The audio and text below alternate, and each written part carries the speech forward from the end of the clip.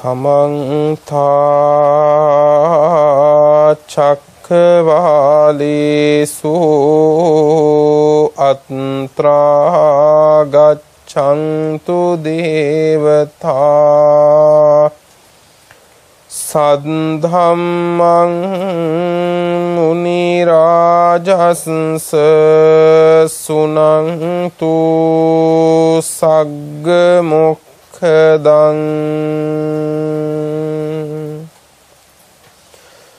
धम्मश्रवण कालो अयं भदन्ता धम्मश्रवण कालो अयं भदन्ता धम्मश्रवण कालो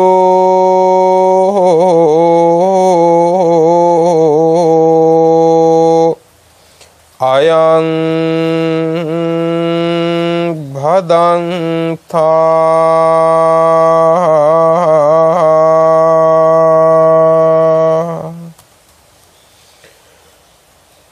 नमो तस्स भगवतो अरहतो सम्मा सम्बुद्धस्स नमो तस्स भगवतो अरहतो सम्मा सम्बुद्धस्स नमो तस्स भगवतो अरहतो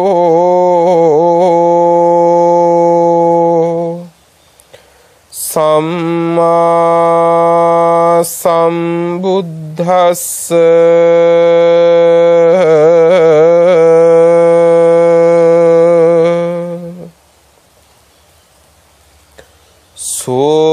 सोवथावुसो बिक्को इमे दस धम्मे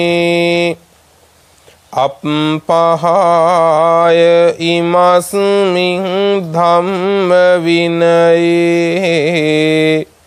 बुद्धिं विरोहिं वेपुल्लं आपज्जिष्यतीति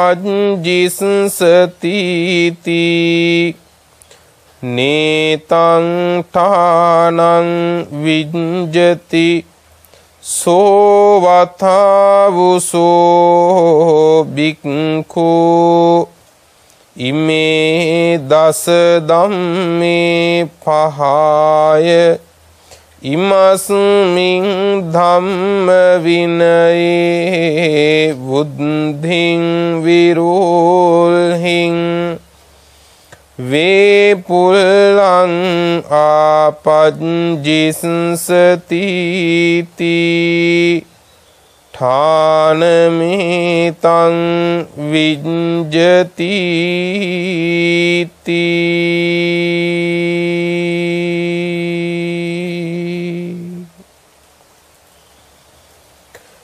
श्रद्धावंत पिन्नुतुनि तथागत सम्मा संबुදුරජාණන් වහන්සේ විසින් ලෝ සත වෙත කරුණාවෙන් දේශනා කොට වදාළ ධර්මස්කන්ධයෙන් මේ සීමිත වේලාවේ ස්වල්ප ධර්ම කාරණා කීපයක් නමුත් දේශනා කරවාගෙන තමන් ධර්ම ශ්‍රවණේ කිරීමටත් ධර්ම දානයක් ලෙසින් මේ දේශනාව බෞද්ධ ආරූප වාහිනිය ඔස්සේ ලොව පුරාම විසුරුවා හැරීමටත් සූදානම් වෙන මොහොතයි. ලොව පුරාම විසුරුවා හරින මේ උතුම් ධර්ම දානමය මහා පින්කමේ අද මේ පැයට નિયમિત දායකත්වය ධර්මින් කටයුතු කරන්නේ කොට්ටාව පන්නිපිටිය අමුවැට මුල්ලපාර පදිංචි පින්වත් හේමා කෝපරගේ ආර්යසිරි පී තිලකුමාර සහ ඕස්ට්‍රේලියාවේ පදිංචි නිරෝෂන් හේවා කෝපරගේ පුතණුවන් අප්සරා කුමාර පෙරුම ලේලිය තරුල් ඔනෙලි යන මුණුබුරු මිනිබිරියන් පින්වත් පිරිස විසින් ඒ පින්වන්ත පිරිස උතුම් සද්ධර්ම ශ්‍රවණමය කුසලයේ වගේම උතුම් සද්ධර්ම දානමය කුසලයක් රැස් කර ගන්න මොහොතයි. ඒ නිසා සුවිශාල පිරිසක් මේ දේශනාව ශ්‍රවණය කරන මොහොතේ දේශනාවට මොහොතක් හෝ වැඩියෙන් එකතු කර ගනිමින් කාලය සියලු පුණ්‍යානුමෝදනාවන් දේශනාව අවසානයේදී පමණක් සිහිපත් කරන්නට ඉඩ තබමින් අපි දේශනාව ආරම්භ කරමු. දේශනාවේ දායකත්වයේ දරන සියලු දෙනාටමත් එමෙන්ම ධර්ම ශ්‍රවණය කරන ලොව පුරා හැමටත් උතුම් ධර්මාවබෝධය සුවසේම සිද්ධ වේවා කියන ප්‍රාර්ථනාවන් සිත් තුළ ඇති කර ගනිමින් කවුරුත් ගෞරවයෙන් ධර්ම ශ්‍රවණය කරමු. පින්නතුනේ අද මාතෘකා කළ සූත්‍ර දේශනාව ඊටාම වැදගත් සූත්‍ර දේශනාවක්. මේ ශාසන ප්‍රතිපත්තියේ කාරණා නොදැන අනතුරේ වැටෙන හැම දිනාටත් ඒ වගේම ඒ අනතුරේ වැටෙන ඇතමුන් පසුපස ගිහින් එයින් අනතුරේ වැටෙන හැම දිනාටත් කාටත් ජීවිත පිළිබඳව හොඳ සිහිනුවණින් හිතලා තේරුම් ගන්න පුළුවන් කාරණා රාශියක් මේ සූත්‍ර දේශනාව ඇතුලේ අන්තර්ගතයි. ඒ නිසා මේ දේශනාව හැමතැනකදීම ඔබට සිහිපත් කරන්නේ බුද්ධ වචනය බුද්ධ දේශිතය ඔබ පාවිච්චි කරන්න හැම විටකදීම දිනෙතට දාන ඇස් කණ්ණාඩි දෙකක් හැටියට නොව මුහුණ බලන කැඩපතක් හැටියට. එතකොට ඇස් කණ්ණාඩිය වෙනයි මුහුණ බලන කණ්ණාඩිය වෙනයි. ධර්මයේ ඇස් කණ්ණාඩියක් හැටියට පාවිච්චි කළොත් හැමදාම කරන්නේ අනුන් දිහා බලන එක.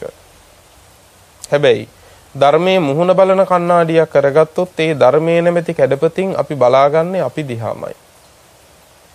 ඒ නිසා ධර්මයේ පාවිච්චි වෙන්න ඕන ඇත්තටම ඇස් කණ්ණාඩි දෙකක් හැටියට නෙවෙයි මුහුණ බලන කණ්ණාඩියක් හැටියට. අන්න ඒ වගේ මේ දේශනාව මේ කාරණේ අසවලට නම් ගැලපෙනවාමයි කියලා හිතන එකට වඩා හොඳයි තම තමන්ට මේ දේශනාව ගැලපෙන්නේ මොන ප්‍රමාණවලින්ද කියලා හිතලා තමන්ගේ සංශෝධනයන් සිද්ධ කර ගැනීම. අද මාතෘකා කරන සූත්‍ර දේශනාව සඳහන් වෙන්නේ පින්නතුනේ සූත්‍ර පිටකයේ අංගුත්තර නිකායේ. අංගුත්තර නිකායේ දසක නිපාතයටයි පින්නතුනේ සූත්‍රය අයිති වෙන්නේ. දසක නිපාතයේ තියෙන්නේ දහම් කරුණු 10ක් පිළිබඳව දේශනා කළ දේශනා. ඒ දසක නිපාතයේ වර්ග කිරීම් කීපයක් තිබෙනවා. නාත වර්ගය, සචිත්ත වර්ගය ආදී විදිහට ඒ වර්ගයන් අතර එකක් පින්වත්නි තේර වර්ගය කියලා කියන්නේ. තේර වර්ගය. ඒ තේර වර්ගයේ සූත්‍ර දේශනාවක් තියෙනවා. පින්නතුනේ සූත්‍රයේ නම අධිමාන කියන සූත්‍ර දේශනාව. සූත්‍ර පිටකයේ අංගුත්තර නිකායේ දහම් කරුණු 10ක් පිළිබඳව දෙසූ දේශනාවන් ඇතුළත් දසක නිපාතයේ තේර වර්ගයේ සඳහන් වන අධිමාන කියන සූත්‍ර දේශනාවයි දේශනා කරන්නේ.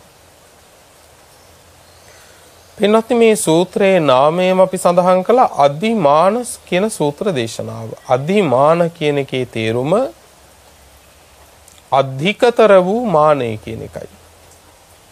එහෙමනම් මේ දේශනාවේ කියවෙන්නේ අධිකතර වූ මානයක් පිළිබඳව. පින්වත්නි මාන කියන්නේ මැනීම කියන එකයි.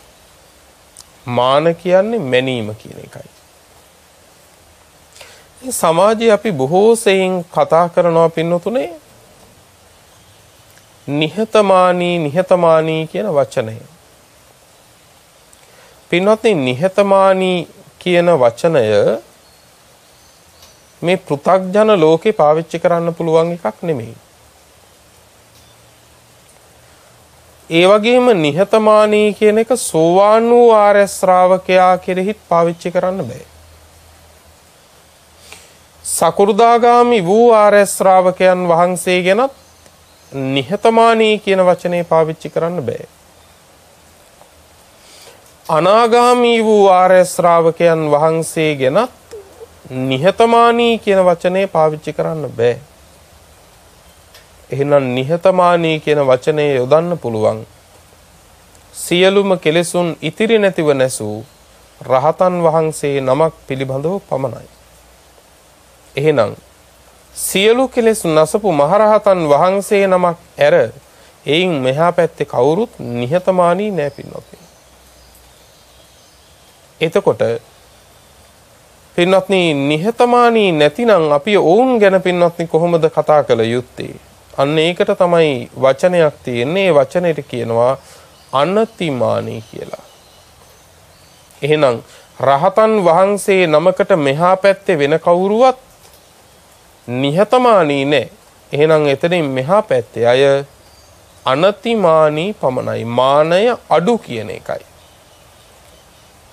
අනතිමානී කියවම අතිමානයක් නැහැ.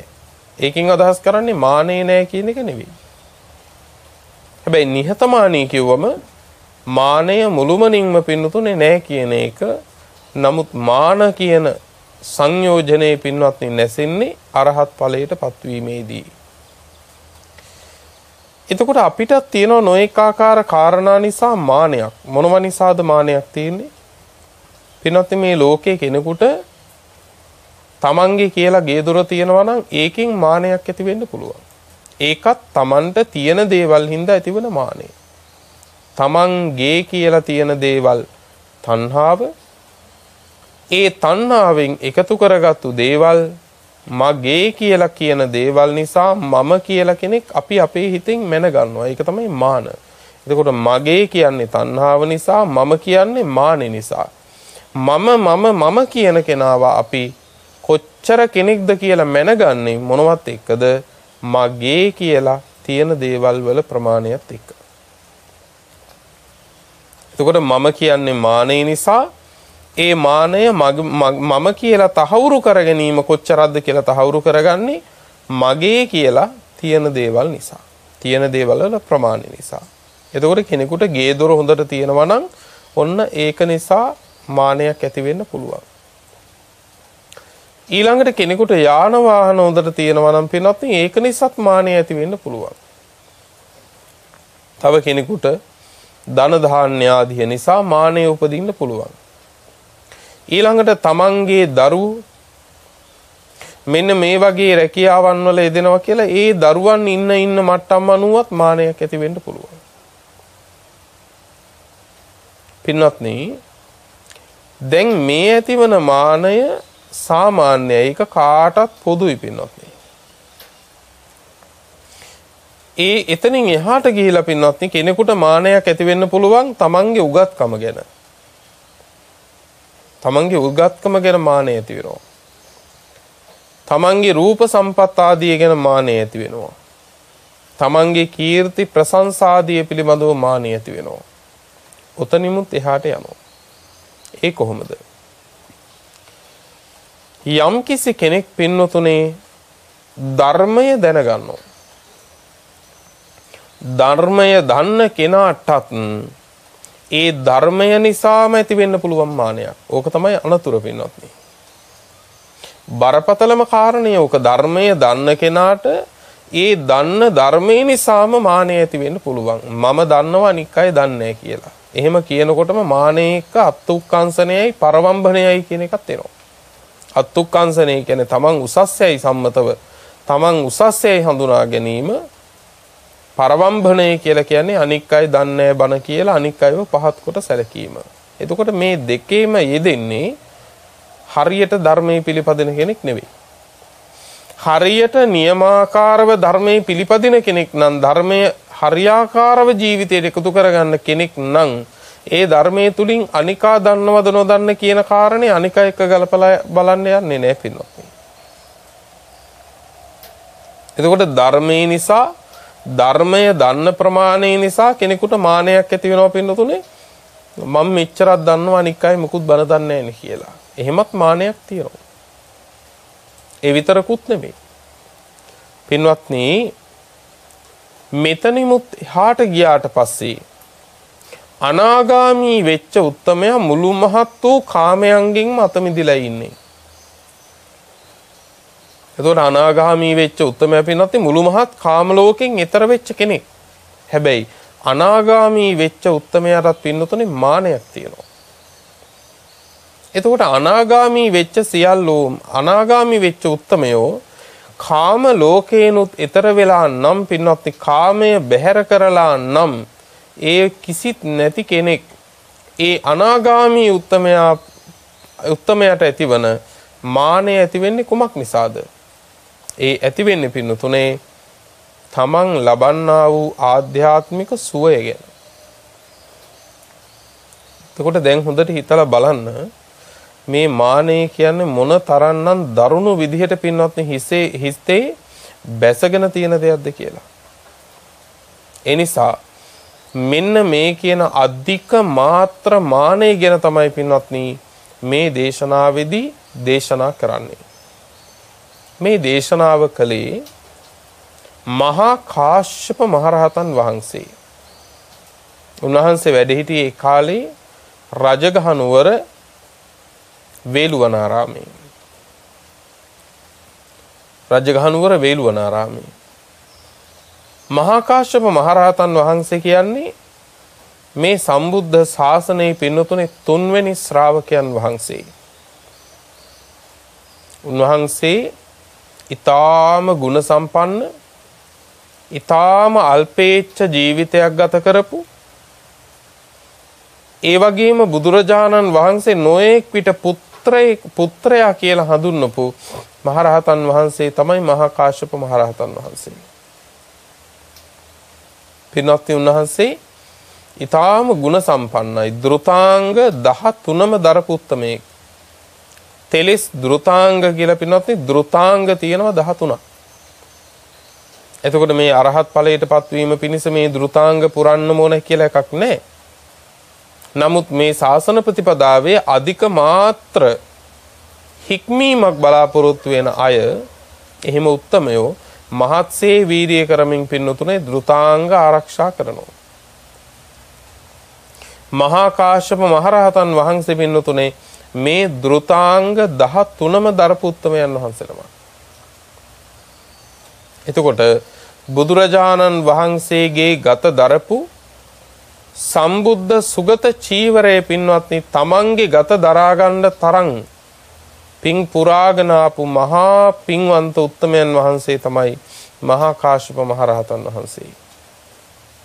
ඔයයන්ට මතක ඇති මහා කාශ්‍යප මහරහතන් වහන්සේ සමග චාරිකාවේ වඩින වේලාවක තථාගත බුදුරජාණන් වහන්සේ වදාලා කාශ්‍යප මට දැන් ටිකක් වෙහෙසයි ඒ නිසා මට වැඩ ඉන්න ඕන කියලා. ඒ වෙලාවේ මහා කාශ්‍යප මහරහතන් වහන්සේ තමන් වහන්සේගේ සිවුර පින්නතුනේ හතරට නවලා බුදුරජාණන් වහන්සේ ළඟ එළලා කිව්වා ස්වාමීනි මෙහි වැඩ ඉන්නසේක්වා. බුදුරජාණන් වහන්සේ වෙලාවේ මහා කාශ්‍යප මහරහතන් වහන්සේගේ චීවරයේ මැත්තේ වැඩ ඉන්න පෙර ඒ සිවුරේ අත තබලයි පින්වත්නි වාඩි උනේ. උන්වහන්සේගේ ශ්‍රී හස්තය ඒ සිවුරේ ස්පර්ශ වෙනකොටම දැනුණා පින්වත්නි මේ චීවරේ ඊටාම මෘදු ඊටාමත්ම සෞම්‍ය සිවුරක් කියලා. හරිම මෘදුයි. ස්පර්ශය හරීම පහසුයි. ඒ වෙලාවේ බුදුරජාණන් වහන්සේ වදාලා කාශ්‍යප මේ ඔබේ සිවුර හරීම මෘදුයිනේ. හරිම සුවයිනේ මේ ස්පර්ශය. ඒ වෙලාවෙම මහා කාශ්‍යප මහරහතන් වහන්සේ වදාලා ස්වාමීනි එහෙනම් ඔය සිවුර ඔබ වහන්සේ ගන්න. ඔබ වහන්සේ ඔය දරාගෙන ඉන්න සිවුර ඒ සිවුර මට දෙන්න කිව්වා. හැබැයි බුදුරජාණන් වහන්සේ වදාලා කාශ්‍යප දැන් ඔබ වයසයි. දැන් ඔබ වයසයි. මේ මගේ ගත දරාගෙන ඉන්න සිවුර නොඑක් වාර ගණනක් අඬ දාපු ටිකක් බර සිවුරක් කිව්වා. රළු බර සිවුරක් මේක. මේ වගේ සිවුරක් ඔබ වහන්සේගේ ඇඟේ දරන්න අමාරුයි කිව්වා. ඒ නිසා ඔබ වහන්සේම මේ මෘදු සිවුර පෙරවන්න මම මේකම තියාගන්නම් කිව්වා. නැවත කාශ්‍යප මහරහතන් වහන්සේ කියනවා නෑ ස්වාමීනි. මට අනුකම්පා කරලා ඔබ වහන්සේ මේ සිවුර පිළිගන්නාසේක්වා. එසේ පිළිගන්නවා නම් ස්වාමීනි ඒක මට බොහෝ කාලයක් යහපත පිණිස පවතිනවා. ඒ නිසා ඔබ වහන්සේ මේ සිවුර පිළි අර ගන්නාසේක්වා කියලා බුදුරජාණන් වහන්සේට පිළිගන්නවා. අන්න ඒ වෙලාවේ තථාගත බුදුරජාණන් වහන්සේ වදාලා කාශ්‍යප තථාගත සම්මා සම්බුදුරජාණන් වහන්සේ නමකගේ ශ්‍රී දේහයේ දරපු සිවුර උන්වහන්සේ ගත දරපු සිවුරක් මේ ලෝක ධාතුවේ තමන්ගේ ගතට පෙරව ගන්න සමර්ථයෙක් මේ ලෝක ධාතුවේ නැහැ කිව්වා. ඒක ලේසි දෙයක් නෙමෙයි කිව්වා. බුදුවරයන් වහන්සේ නමකගේ ගත පෙර වූ සිවුරක් යමෙක් තමන්ගේ ගත දරා ගන්නවා නම් ඒක ලේසි නෑ කිව්වා. ඒක ලේසි නෑ, ඒක අමාරු දෙයක්. නමුත් කාශ්‍යප පුතේ නුඹට මේක කරන්න පුළුවන් කිව්වා. ඇයි කරන්න පුළුවන් උනේ? හේතුව තමයි පින්නතුනේ උන්වහන්සේ තෙලස් ධෘතාංගම දරපු නිසා, ධෘතාංග 13ම දරපු නිසා. කාශ්‍යප නුඹට මේක කරන්න පුළුවන් කියලා තථාගත බුදුරජාණන් වහන්සේ උන්වහන්සේගේ ගත දරාගෙන ඉඳපු සිවුර ගලවලා මහා කාශ්‍යප මහරහතන් වහන්සේ අතර දෙනකොට පින්නතුනේ එදා ඒ චීවරය මහා කාශ්‍යප මහරහතන් වහන්සේට දරන්න පුළුවන් වුණාට පින්නතුනේ මේ ඝන මහ පොළොවට එදා ඒක දරන්න බැරි වුණා. මේ මහ පොළොව පින්නතුනේ රාව නංවමින් සැලෙන්න පටන් ගත්තා. ඒ තරම් ගුණ මහත්වයක්. ඉතින් මේ මහා කාශ්‍යප මහරහතන් වහන්සේ ඒ තරම් පින්නතුනේ ගුණ දරාගෙන ඉඳපු උත්තමයන් වහන්සේ නමක්. මහා කාශ්‍යප මහරහතන් වහන්සේ පින්නතුනේ මේ රජගහ නුවර වේළුවනාරාමේ වැඩ ඉඳිමින් ඇවැත්නී කියලා භික්ෂුන් වහන්සේලාට ආමන්ත්‍රණය කළා. අනෙක් භික්ෂුන් වහන්සේලාත් ඇවැත්නී කියලා උත්තර දුන්නා. ඒ වෙලාවේ මහා කාශ්‍යප හාමුදුරුවෝ දේශනා කරනවා ඇවැත්නී මේ සම්බුද්ධ ශාසනයේ ඇතැම් මහණෙක් ඇතැම් භික්ෂුවක් මේ සම්බුද්ධ ශාසනයේ ඇතැම් භික්ෂුවක් පිරිස මැදට ඇවිල්ලා එහෙමත් නැත්තම් තන කියනවා තමන් අරහත්වයට පත්වෙච්ච කෙනෙක් කියලා. ඍජුව කියනවා නෙවෙයි මම රහත් කියලා. නමුත් තන හෝ පිරිස් අතර හෝ පිරිස් නැති තැන හෝ උන්වහන්සේ අරහත්වයට පත්වෙච්ච බව අඟවනවා. කොහොමද අඟවන්නේ? පින්වත්නි නැවත කල යුත්තක් නැහැ කියලා උන්වහන්සේ නොඑක් විට කියනවා. නොඑක් විට කියනවා. උසිතං බ්‍රහ්මචර්යං කතං කරණීයං නාපරං ඉත්තත්තායාති. උසිතං බ්‍රහ්මචර්යං බ්‍රහ්මචර්යාව වාසය කරලා ඉවරයි. කියන්නේ බ්‍රහ්මචර්යාවක් අපි රකින්නේ යම් අරමුණක් වෙනුවෙන්නේ. ඒ අරමුණ සාධනය වුණාට පස්සේ අමුතුවෙන් බ්‍රහ්මචර්යාවක් කියලා එකක් අවශ්‍ය වෙන්නේ නැහැ පිනුතුරේ. ඒ නිසා වුසිතං බ්‍රහ්මචර්යං කිව්වේ බ්‍රහ්මචර්යාව වාසය කරලා ඉවරයි. කතං කරණීයං කලයුත්ත කරලා ඉවරයි. එනත් මේක සැබෑම රහතන් වහන්සේ නමකගේ සිංහනාදයක් පින්නත්. දැන් උන්වහන්සේ කතං කරණීයං කළ යුත්ත කරලා ඉවරයි. නමුත් මේ ලෝකේ අපි ඉවරයි කියලා කිව්වට අපි පින්නත්නි ඉවරයි කියලා කියන්නේ ඉවර වෙන දේවල් වලට නෙමෙයි. දැන් උදාහරණයක් හැටියට යම් කිසි කෙනෙක් කියනවා මම කාලා ඉවරයි කියලා. නමුත් කාලා ඉවරද?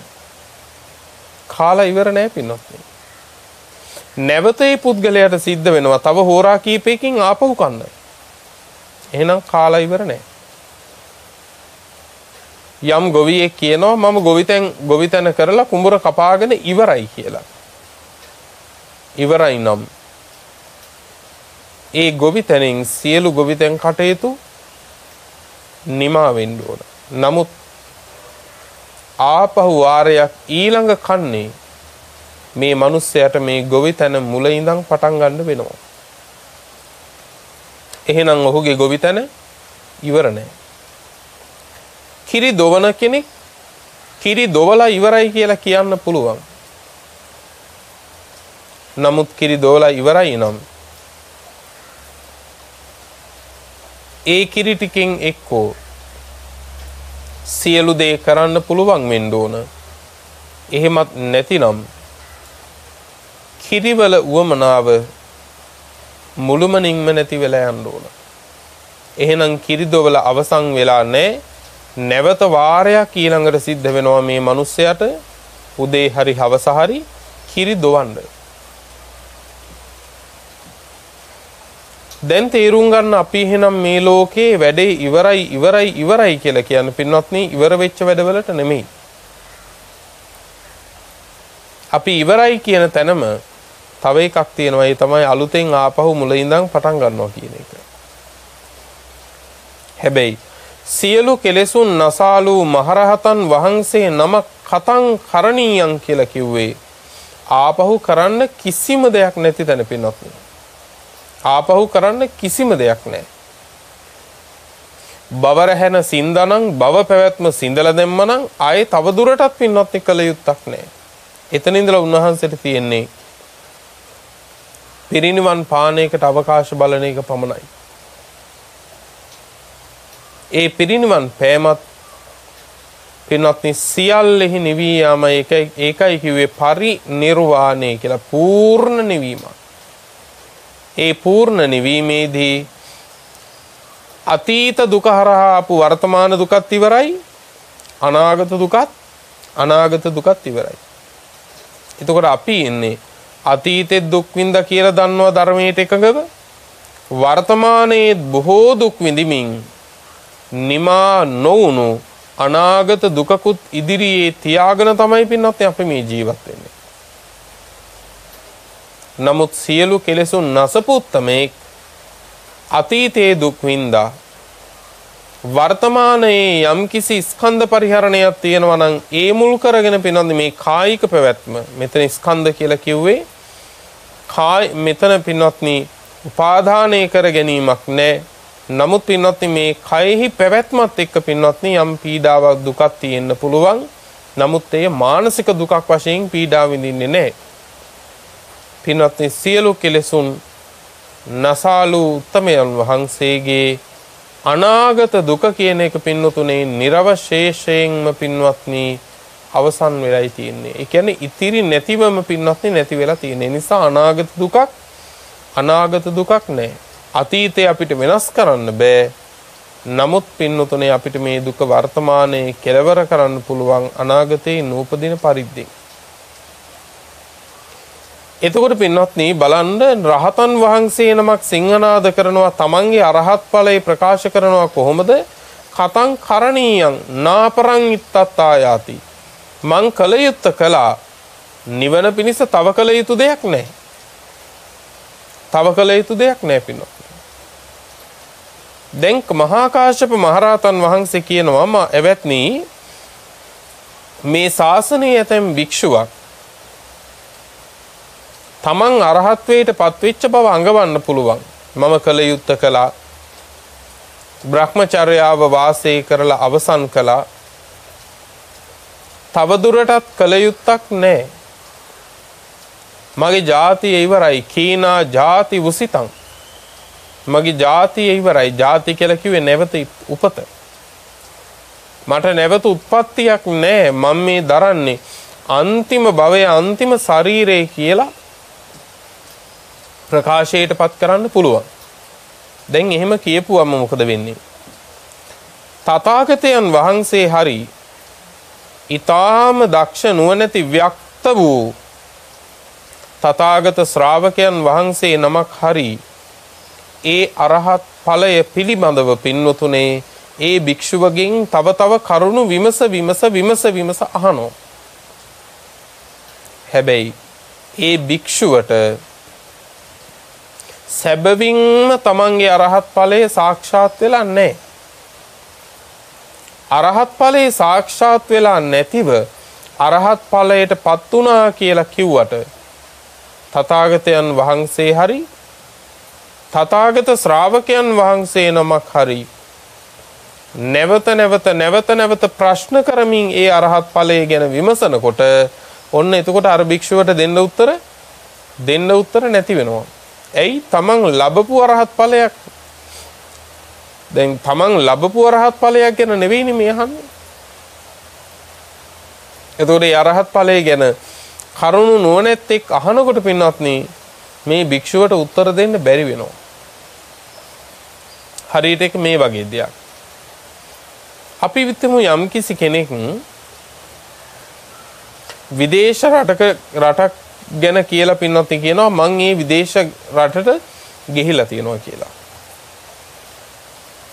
දැන් අනෙක් කෙනා මොකද කරන්නේ? ඒ විදේශ රටේ තොරතුරු අහලා දැනගන්නවා, අහනවා. ප්‍රශ්න කරමින් අහනවා. හැබැයි එහෙම ප්‍රශ්න කරනකොට ඒ රටට සැබවින්ම ගියපු නැති කෙනාට උත්තර දී ගන්න බැරි වෙනවා. උත්තර දී ගන්න බැරි වුණාම එතනම විනාශ වෙනවා. එතනම ලැජ්ජාවටපත් වෙනවා.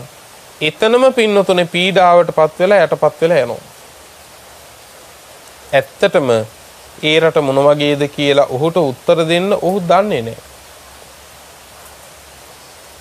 ඒ වගේ මම අරහත්වයටපත් වුණා කියලා කෙනෙකුට කියන්න පුළුවන්. හැබැයි කිව්වට පින්වතුනේ තථාගතයන් වහන්සේ නමක් හරි නුවණැති ව්‍යක්ත විශාරද තථාගත ශ්‍රාවකයන් වහන්සේ නමක් හරි ඒ උතුම් අරහත් ඵලයේ පිනිබඳව පින්වතුනේ ප්‍රශ්න කර අහනකොට ඇත්තටම ඒ භික්ෂුව රහත් වෙලා නැත්තම් ඔන්න පින්වතුනේ මේ භික්ෂුව එතෙන්දී අනතුරට වැටෙනවා.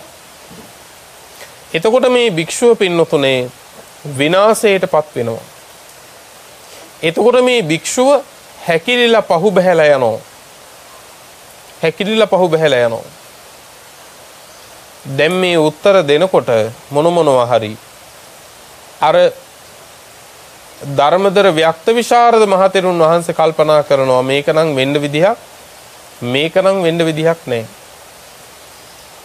කල යුත්තක් නැහැ. මං උතුම් අරහත්වයටපත් වෙලා කියලා හිතාගෙන හිටියට එහෙම කිව්වට මේක නම් වෙන්න විදිහක් නැහැ. එතකොට දැන් කල්පනා කරලා බලනවා අර ව්‍යක්ත විශාරද මහතෙරුන් වහන්සේ තමන්ගේ සිතෙන් අනෙක් භික්ෂුවගේ සිත විනිවිද දකිනවා පින්නතුනේ.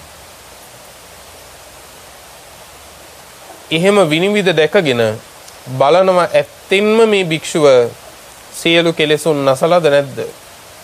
උන්වහන්සේගේ සිතින් අර භික්ෂුවගේ සිත විනිවිද දැකලා තීරණය කරනවා සියලු කෙලෙසුන් නැසලා නැහැ. අරහත්වයටපත් වෙලා නැහැ.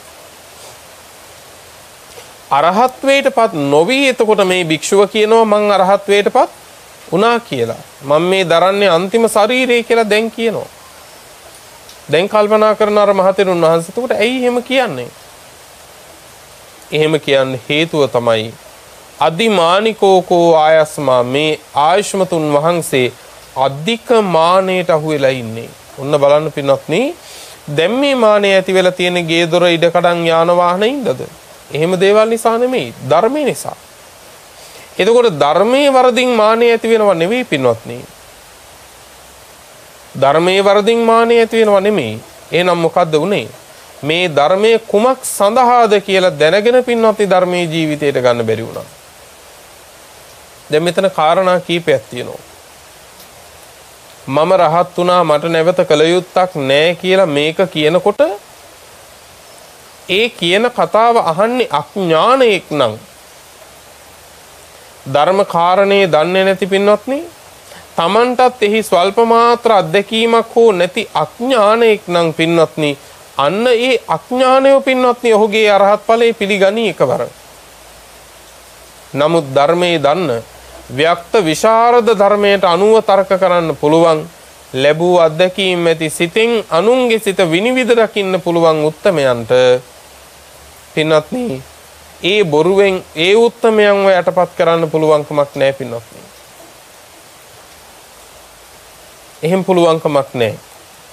නමුත් අර අඥානය ඒ සම්බන්ධව අත්දැකීමක් නැති ඒ සම්බන්ධව ඒ කාරණා පිළිබඳව දැනුමක් නැති නුවණින් මද අය ඔහුගේ ඒ අරහත් ඵලයේ පින්වත්නි කිසි විවාදයකින් තොරව පිළිගන්නවා. දැන් එතකොට බලන්න පින්වත්නි තමන් ළඟ අරහත් ඵලය නැතිව කියනවා තමන් අරහත් ඵලයටපත් වුණා කියලා. කල යුත්ත නිවන පිණිස තව එහෙමම තියෙද්දී මට තවත් නිවන වෙනුවෙන් කල යුත්තක් නැහැ කියලා එහෙම හිතනවා. එතකොට අර මහතෙරුන් වහන්සේ තේරුම් ගන්නවා මේ අරහත් ඵලයටපත් වුණා කියලා කියන්නේ එසේපත් නොවි මොකක් නිසාද? අදිමානෙ නිසා. ඒ අධික මානෙ නිසා අරහත් ඵලයටපත් වෙන්න පෙරම තමන්ට හිතනවා මම දැන් ඒ ධර්මයේ දන්නවනේ පින්වත්නි ධර්මයේ දැනගෙන පින්වත්නි කටයුතු කරන කෙනාට ඕන තරම් තර්කවාද හදා ගන්නවා පින්වත්නි දැන් තමන්ම හිතනවා මම රහත් මට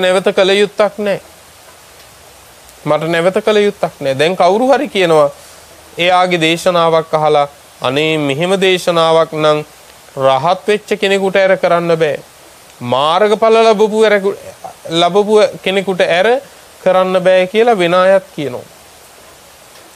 එහෙම කියන්නේ මොන සුදුසුකමකින්ද ඒ අය? ධර්මයේ දැනගෙන පින්වත්නි ඇති වෙච්ච සුදුසුකමක් නෙමෙයි. මෙහෙමනම් දේශනාවක් නිකන් කෙනෙකුට කරන්න බෑ කියලා පින්වත්නි ඒ අයත් හිතනවා මේනම් මාර්ගඵලලාභී උත්තමයෙක් වෙන්න ඇති. මේනම් රහතන් වහන්සේ නමක් වෙන්න ඇති. අන්න එහෙම ඒ ලෝකයා කියනකොට අර අධික මානෙයට පත්වෙච්ච කෙනා පින්නතුනේ තවත් මානයෙන් ඒ කතාව පිළි අරගන්නවා. බලන්න පින්නත්නි කොච්චර අනතුරක්ද කියලා. ඔයත් අහලා තියෙනවා දාරුචීරේ නිර්වතින් පින්වත්නි ගඟදියේ ගසාගෙන ගිහිල්ලා අන්තිමේදී එක තැනකින් ගොඩ ඇවිල්ලා පින්වත්නි දර පතුරු වලින් වස්ත්‍රයක් වගේ එකක් හදාගෙන පෙරවගෙනයි හිටියේ දර පතුරු වලින්. දැන් රූක්ෂ ගති පැවතුම් ඇතුව ඉන්නවා දැක්කමත් මිනිස්සු පැහැදෙනවනේ. එහෙමත් එකක් තියෙනවා. දැන් දර පතුරු වලින් කරපු වස්ත්‍රයක් ඇඳගෙන ඉන්න මේ පුද්ගලයා දැක්කට පස්සේ මිනිස්සු කියන්න පටන් ගත්තා අපේ මේනම් සාමාන්‍ය කෙනෙක් නෙවෙයි වෙන්න ඇති. මේනම් රහතන් වහන්සේ නමක්ම වෙන්න ඇති කියලා මිනිස්සු කියන්න පටන් ගත්තා. දැන් මිනිස්සු මේක කියන්න පටන් ගත්තම දාරුචීරේට මොකද හිතුනේ? දාරුචීරේට හිතනවා එහෙනම් ඇත්තටම මං රහත් වෙන්න ඇති. ওই මිනිස්සුත් ඔච්චර කියන්නේ ඒ හින්දා මං රහත් වෙන්න ඇති.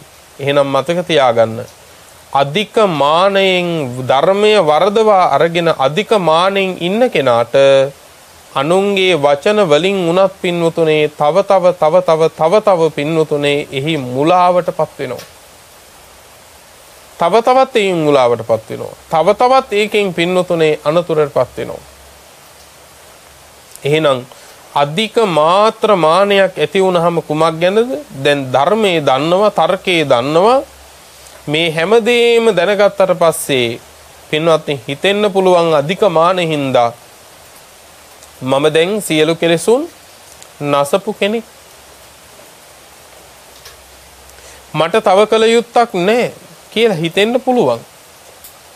හැබැයි අර ව්‍යක්ත විශාරද සිතින් අනුන්ගේ සිත විනිවිද බලන භික්ෂුව මහතෙරුන් වහන්සේ දකිනවා මෙයා අරහත්වයටපත් වෙච්ච කෙනෙක් නෙමෙයි. මෙයා අරහත්වයටපත් වෙච්ච කෙනෙක් නෙවෙයි. එහෙමපත් වෙනවනම් එහෙමපත් වෙන කෙනෙකුට තියෙන්න ඕන ಗುಣ තියෙනවා. ඒ ಗುಣ ටික නැත්තම් ඒ ಗುಣ නැතුව ඒ පුද්ගලයා අරහත්වයටපත් වෙනවා කියලා එකක් වෙන්නේ නැහැ. එහෙම වෙන්නේ නැහැ පින්වත්නි. දැන් උදාහරණයක් හැටියට යම් රැකියාවකට අයදුම් කරනවා. ඒ රැකියාවකට අයදුම් කළාට පස්සේ ඒ රැකියාවේ සම්මුඛ පරීක්ෂණයෙන් සමර්ථයි කියලා නිගමනයක් දෙනවා නම් පින්වත්නි ඒකෙන් කියන්නේ ඔහුගේ සියලු සුදුසුකම් මේ සඳහා සම්පූර්ණයි කියන එකමනේ. නමුත් සුදුසුකම් සම්පූර්ණ නැත්තම් පින්වත්නි මොකද වෙන්නේ? මම මේ රස්සාවට තෝරගත්තා කියලා කිව්වට ඒක වෙන්න විදිහක් නැහැ පින්වත්නි. ඇයි? ඒ සඳහා සුදුසුකම් සම්පූර්ණ කරලා නැති නිසා. පින්වත්නි මහා කාශ්‍යප මහරහතන් වහන්සේ දේශනා කළා මෙතනදී කාරණා 10ක්. මේ කාරණා 10 මේ භික්ෂුව ළඟ තියෙනවද නැද්ද? එහෙම තියෙනවා නම් ඒක ශාසනයේ පරිහානියක්මයි. එහෙම කෙනෙක් රහත් වුණා කිව්වට ඒක වෙන්න විදියක් නැහැ. මේ කාරණා ටික තියෙනවා නම් යම් කිසි කෙනෙක් තුල මොනතරම් නමුත් තර්ක කරයි වාද කරයි තර්කයේ කියන එක කාටත් පින්වත්නි කරන්න පුළුවන්.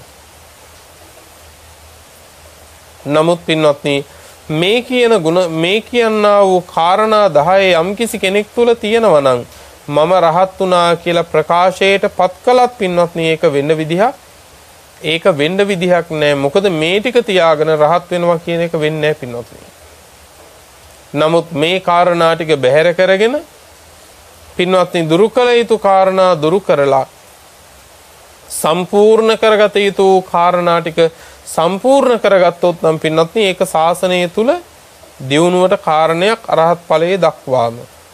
ඔන්න පළවෙනි කාරණේ. පළවෙනි කාරණේ තමයි පින්වත්නි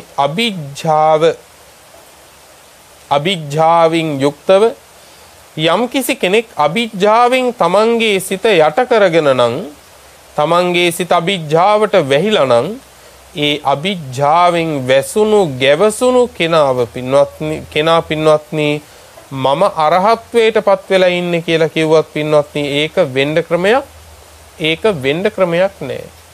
එතකොට නීවරණ ධර්මයන්ගේ පළවෙනිම කාරණේ තමයි කාමච්ඡන්දය. කාමච්ඡන්දයටත් වඩා අධික මාත්‍ර වූ දෙය තමයි පින්වත්නි අභිජ්ජා කියලා කියන්නේ විෂම ලෝභය.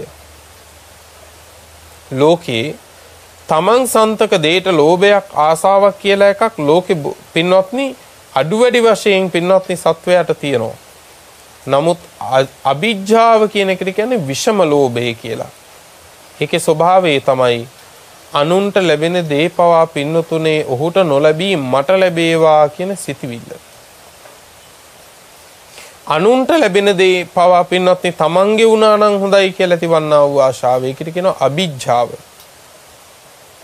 අන්න ඒ විමසලා බලනකොට මෙන්න මෙයා අභිජ්ජාවෙන් යුක්ත කෙනෙක් කියලා පේනවනම් ඒ පේන කෙනා මම රහත් වෙලා ඉන්නේ කියලා කිව්වත් ඒක වෙන්න විදිහක් නෑ පින්නත්නි. මොකද එයා තුල අභිජ්ජාව තියෙන නිසා. එසේ තියාගෙන පින්නතුනේ අරහත් ඵලයටපත් වෙනවා කියන එක සිද්ධ වෙන දෙයක් නෙවෙයි. ඊළඟ කාරණේ තමයි පින්නත්නි ව්‍යාපාද. යම් කිසි කෙනෙක් ව්‍යාපාදයෙන් යුක්තව කාලය ගෙවනවා නම් ව්‍යාපාදේ කියලා කියන පින්නත්නි නීවරණ ධර්මවල දෙවැනි නීවරණ ධර්මය. ව්‍යාපාදේ කියන්නේ ගැටෙන සිත, ද්වේෂ සිත, නසන සිත. එතකොට ද්වේෂයෙන් ගැටුමෙන් යුක්තව පින්නතුනේ යම් කිසි කෙනෙක් කාලය ගෙවමින් එවන් ද්වේෂ සිතකට යම් භික්ෂුවක් යට වෙලා නම් පින්වත්නි අන්නේ භික්ෂුව මං අරහත්වයටපත් වෙලා ඉන්නේ කිව්වත් ඒක වෙන්න විදිහක් නෑ පින්වත්නි. මොකද මේ ව්‍යාපාදේ තියාගත්තු ශ්‍රාවකේ මගඵල ලැබුව අරහත්වයට පත් වුණා කියලා එකක් එහෙම එකක් නැහැ පින්වත්නි. එතකොට දෙවෙනි කාරණේ තමයි පින්වත්නි ව්‍යාපාදේ. එහෙනම් යමෙක් රහත් වුණා කියලා අපිට කිව්වත් ඇත්තටම ඒ උත්තමය රහත් වෙලාද නැද්ද කියලා මනින්න පුළුවන් කාරණා ටික තමයි මේ කියන්නේ. පළවෙනි මේක අභිජ්ජාව. අන්සන්තකේ පවා තමන්ගේ වේවා කියලා හිතන මට්ටමේ ආසාවක් තණ්හාවක් පින්වත්නි ලෝභයක් තියෙනවා නම් එහෙම කෙනෙක් අරහත්වයටපත් වෙනවා කියන එක පින්වත්නි කිව්වට ඒක සිද්ධ වෙන්නේ නැහැ. දෙවෙනි එක ව්‍යාපාදේ. තුන්වෙනි කාරණේ පින්වත්නි තීන මිද්දය. තීන මිද්ද කියලා කියන පින්වත්නි සිතේ සහ කයේ ඇතිවන්නා වූ පසුබසින භාවයයි. සිතේ සහ කයේ ඇතිවන පසුබහින භාවය. කුමකටද පහුබහින්නේ? කුසලයටයි පින්වත්නි. කුසලයේ ඉදිරියේ පහුබහිනවා. අන්න එහෙම පහුබහින තීන මිද්දයෙන් ගැවසිච්ච කෙනෙකුට පින්වතුනේ අරහත්වයටපත් වුණා කියලා කිව්වත් ඒක වෙන්න විදිහක් නැහැ කියලා දැනගන්න කියනවා තමයි. ඊළඟ කාරණේ තමයි පින්වත්නි උද්දච්චය. උද්දච්චය කියලා කියන පින්වත්නි සිතේ විසිරෙන්නා වූ ඉල්පෙන්නා වූ ස්වභාවය. මේකට ධර්මයේ විස්තරයක් උපමාවක් කියලා තියෙනවා. යම් කිසි කෙනෙක් රබර් බෝලයක් අරගෙන එකවරම බිමට පහර දුන්නොත් පින්වතුනේ බිමට පහර දුන්න වඩා වේගයටත් වැඩි වේගයකින් මේ රබර් බෝලේ නැවත වාරයක් ඉහළට එසවිලා එනවා. ඉහළට එසවිලා එනවා. එතකොට අන්න ඒ වගේ පින්වත්නි අර සිතේ පවතිනා වූ විසිරිච්ච භාවයේ නිරන්තරව ඉල්පෙන ගතිය තමයි පින්වත්නි ව්‍යාපාදය කියලා කියන්නේ. මේ පින්වත්නි උද්දච්චය කියලා කියන්නේ සිත විසිරෙන භාවයක්. සිත විසිරෙන භාවයක්. එතකොට පින්වත්නි මේ උද්දච්චයෙන් යුක්තව ඉන්න ශ්‍රාවකයා අරහත්වයටපත් වුණා කියලා කිව්වත් පින්වතුනේ තේරුම් ගන්න කියනවා ඒක වෙන්න ක්‍රමයක් නෑ. ඊළඟ එක තමයි පින්වත්නි විචිකිච්ඡාව. තථාගත බුදුරජාණන් වහන්සේ සම්මා සම්බුද්ධද කියලා උන්වහන්සේගේ සර්වඥ බව කෙරෙහි මේ ධර්මය තුලින්ම නිවන් දකින්න පුළුවන්ද කියලා ධර්මයේ නෛර්යානික බව පිළිබඳවත් මේ සංඝ රත්නයේ අතීතයේ මේ ධර්මයෙන් දුක් කෙලවර කළාමද කියලා සංඝ රත්නයේ සුප්‍රතිපන්න භාවයත් ගැන පින්තුනේ යමෙක් සැකයෙන් පසු වෙනවා නම් ඒ සැකයෙන් පසු වෙන කෙනාත් පින්වත්නි මම රහත් වෙලා ඉන්නේ කියලා කිව්වත් ඒක වෙන්න විදිහක් නෑ පින්වත්නි. එතකොට අපි කාරණා පහක් සඳහන් කළා. අභිජ්ජාව, ව්‍යාපාදය, තීන මිද්දය, උද්දච්චය සහ විචිකිච්ඡාව. ඊළඟ කාරණේ තමයි පින්වත්නි කම්මාරාමතාවය. කම්මාරාමතාවය කියලා කියන්නේ යම්කිසි භික්ෂුවක් වේවා යම්කිසි ගිහි කෙනෙක් වේවා නිමාවක් නැති වූ වැඩ රාජකාරිවල පෙටලිලා නම් ඉන්නේ. එහෙම කෙනෙක් පින්නතුනේ මම සියලු කෙලෙස් නැසලා රහත් වෙලා ඉන්නේ කිව්වත් නුවණැත්තා දන්නවා ඒක වෙන්න විදිහක් නැහැ. එහෙමනම් වැදගත් දෙයක් මේ ශාසන ප්‍රතිපත්තියේ පින්නතුනේ වැඩ වැඩිකම නෙමෙයි වැඩ අඩුකම.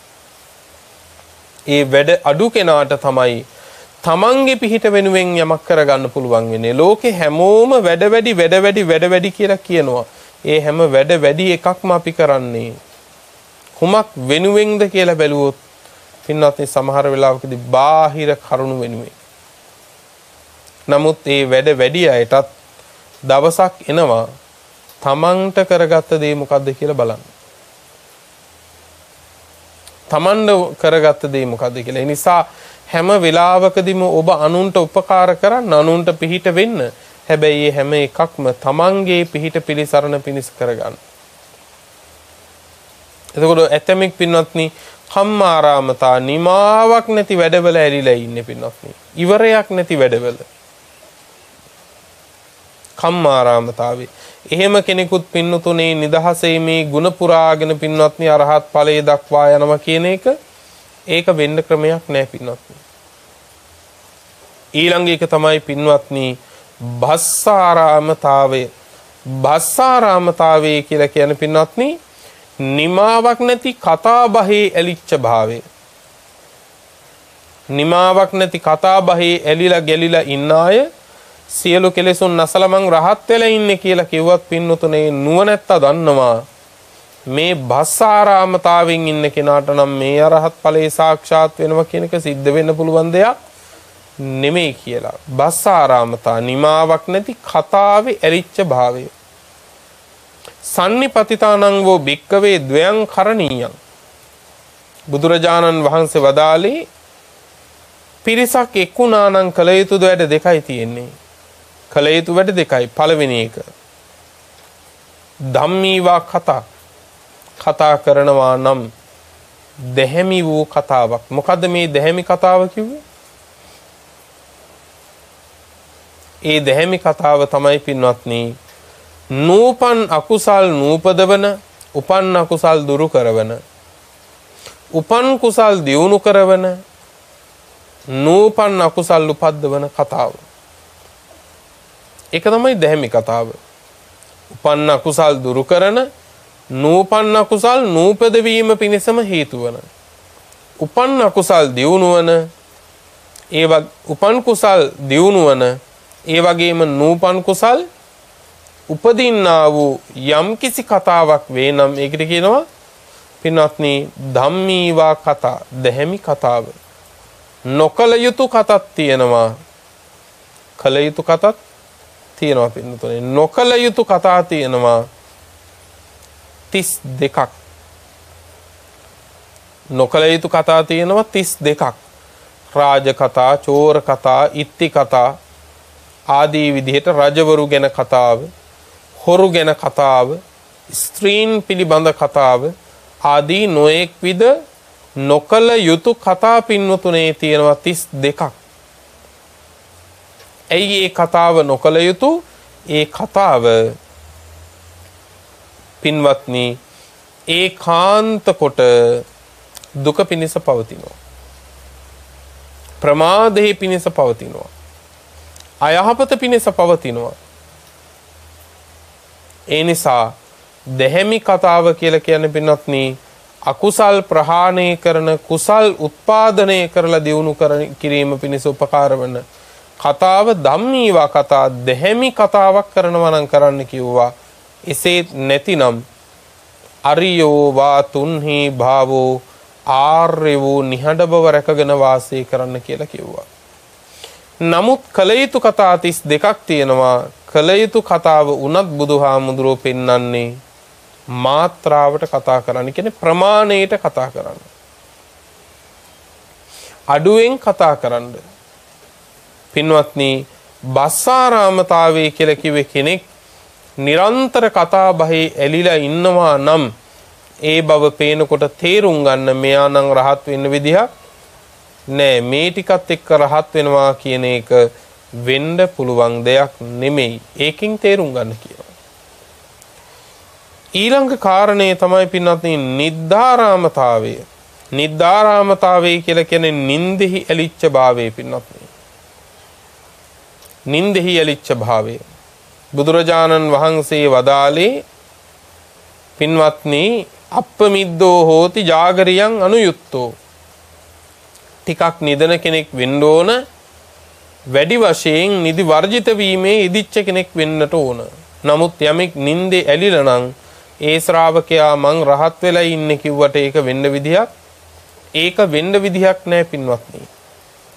රෑ දවල් දෙක නිදන ශ්‍රාවකයෙක් අරහත් ඵලයේ පිණිස පින්නතුනේ කුමක් කරන්නද? අන්න ඒ නිසා හොඳට තේරුම් ගන්න නින්දෙහි ඇලිච්ච කෙනාටත් පින්වත්නි අරහත්වයටපත් වෙනවා කියන එක සිද්ධ වෙන්නේ නැහැ. නමුත් නිදිවරණ සියල්ලෝම අරහත් ඵලයේ පිණිස යනවා කියලා එකකුත් නැහැ. අංගුත්තර නිකායේ පංචක නිපාතේ පින්වත්නි බුදුරජාණන් වහන්සේ දේශනා කරනවා නිදිවරණ පුද්ගලයෝ 5 දෙනෙක් ගැන. අඩුවෙන් නිදන වැඩියෙන් අවදියෙන් ඉඳමින් රාත්‍රිය පහන් කරන පුද්ගලයෝ 5 දෙනෙක් ගැන. එක්කෙනෙක් තමයි පරපුරුෂ සේවනයේ බලාපොරොත්තුවෙන් ඉන්න ස්ත්‍රිය.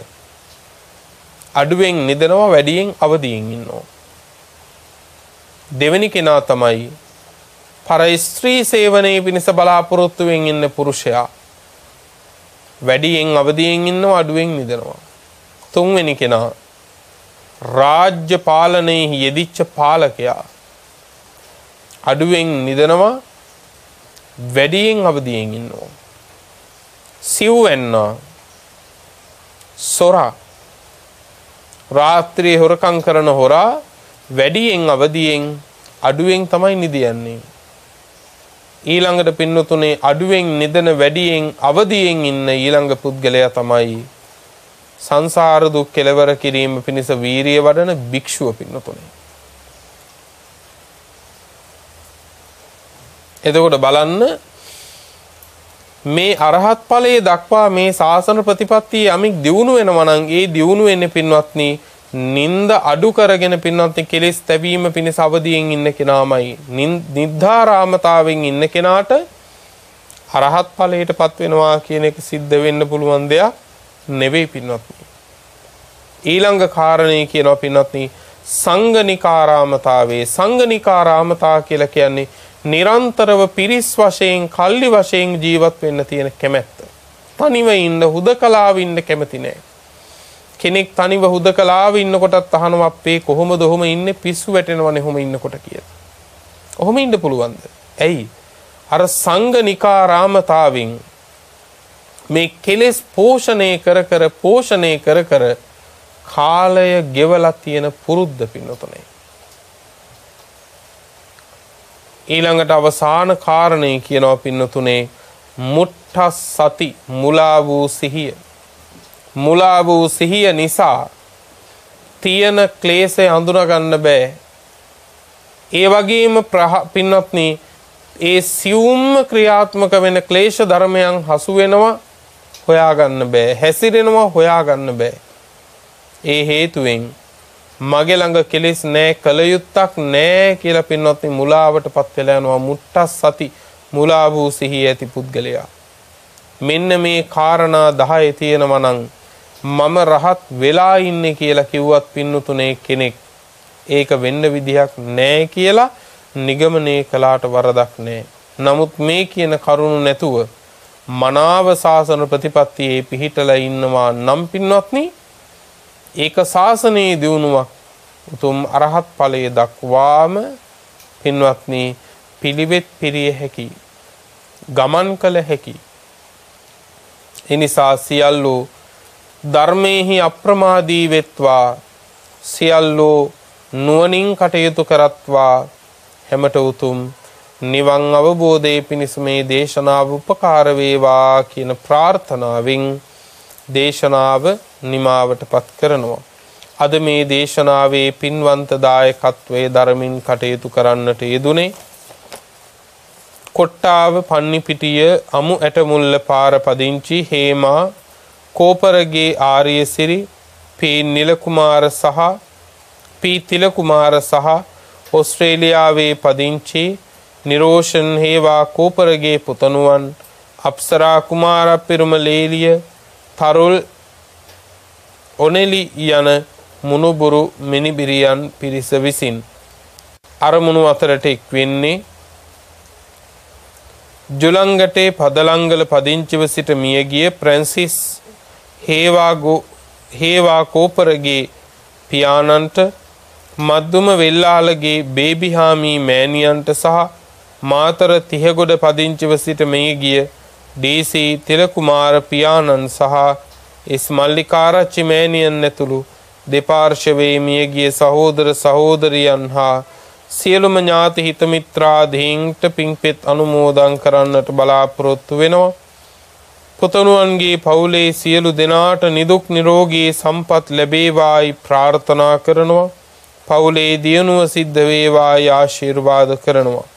තරුල් සහ ඔනෙලි යන මුණුබුරු මිනිබිරියන්ගේ අධ්‍යාපන කටයුතු සාර්ථක වේවායි ආශිර්වාද කරනවා.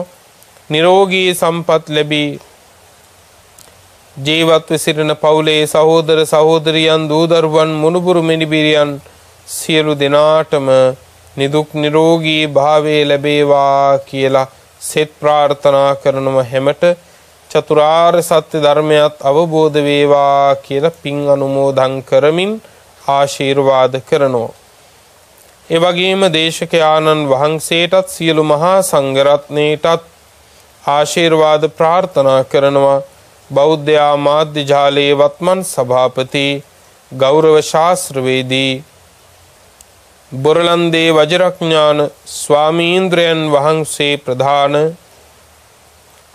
සියලු කාර්ය මණ්ඩලයටත් ආශිර්වාද ප්‍රාර්ථනා කරමින් නිදුක් නිරෝගී සුවපත් භාවය ලක්වැසි ලෝවැසි සියලු දෙනාටමත් සැලසේවා කියලා ප්‍රාර්ථනා තබනවා. පින්වත්නි, අරමුණු පරිද්දෙන්ම රැස් කරගත් උදාාරතර කුසල් නමින් මියගිය සියලුම ඥාතීන්ට අපි අනුමෝදන් කරමු.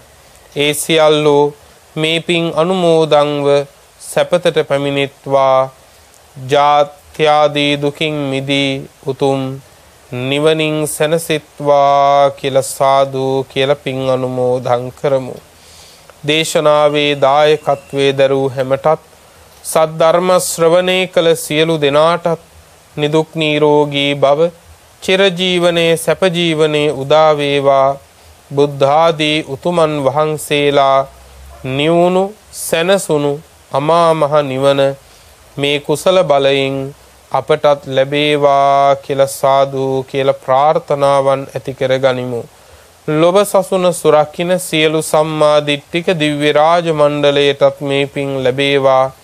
ප්‍රාර්ථනීය බෝධීන් මුදුන්පත් වීමෙන් උතුම් නිවනින් දෙවියෝද සැනසෙත්වා කියලා සාදු කියලා දෙවියන්ටත් පින් අනුමෝදන් කරමු. ආකාසට්ඨා ච බුම්මට්ඨා දේවා නාග මහිද්దికා පුඤ්ඤං තං අනුමෝදිත්වා චිරං රක්ඛන්තු ලෝක සාසනං චිරං රක්ඛන්තු ධම්ම දේශනං චිරං රක්ඛන්තු ත්වං සදා.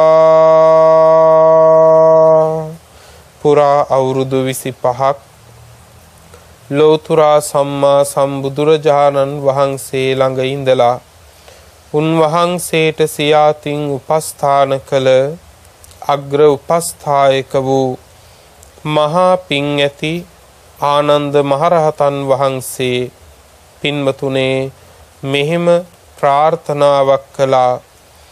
දස බල සේලප්පභවා නිබ්බාන මහා සමුද්ද පරියංතා අට්ඨංග මග්ග සලිලා ජින වචන නදී චිරං වහතු. දස බල බුදුරජාණන් වහන්සේ නම් මහා පර්වතය මුදුනින් හටගත් අමා මහ නිවන නම් මහසයුර කෙලවර කොට ඇති ආර්ය අෂ්ටාංගික මාර්ගය නම් සිසිල් දිය පිරුණු ඒ උතුම් තථාගත බුද්ධ වචනය නම් වූ ගංගාව අපමණ සත්වයින්ගේ අනන්ත සංසාර දුක්ගිනි නිවාලමින් තව බොහෝ කල් ගලා බසීවා.